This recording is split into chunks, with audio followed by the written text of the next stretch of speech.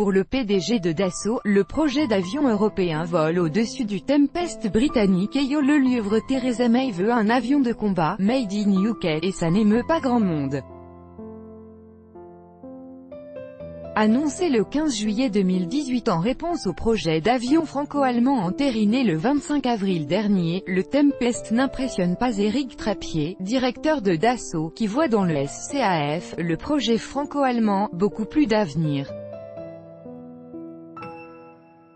Dassault ne se sent pas du tout menacé par les Britanniques.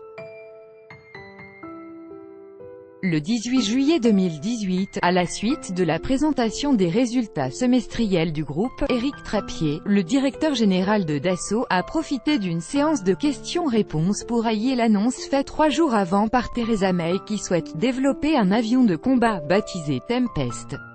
Je vois que les Britanniques se réveillent. C'est une bonne nouvelle pour les avions de combat en général, a notamment déclaré le PDG de Dassault. Visiblement peu mécontent de constater que nos voisins d'outre-Manche ne se satisfont pas des F-35, M. Trappier a regretté que la coopération franco-britannique sur le développement d'un drone de combat n'ait pas abouti. Je me rappelle les Britanniques dire, dans les années 2000, plus jamais on ne fera un avion de combat, et c'est d'ailleurs pour cela qu'ils ont acheté des F-35, à l'inverse, qu'ils s'est montré confiant dans le projet impulsé par Emmanuel Macron et Angela Merkel de développement d'un système de combat aérien franco-allemand, qui sera piloté par Dassault en coopération avec Airbus. C'est un dossier majeur pour l'autonomie stratégique de l'Europe, avait déclaré M. Trappier à propos du développement d'un avion de combat européen en avril dernier. Et, de ce fait, ce projet, baptisé SCAF pour Système de combat aérien du futur, est un projet éminemment politique.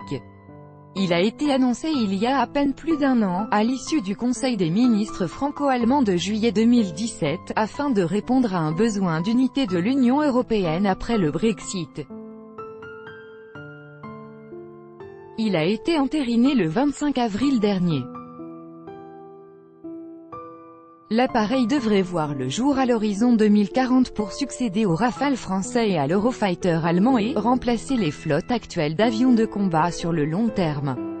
Ces capacités incluront, selon l'expression du besoin, un document de 10 pages dans lequel sont détaillés les critères que l'appareil devra remplir, de nombreuses fonctions hors de portée des Britanniques seuls, telles que la possibilité de pouvoir voler sans présence humaine ou de pouvoir s'associer à un escadron de drones.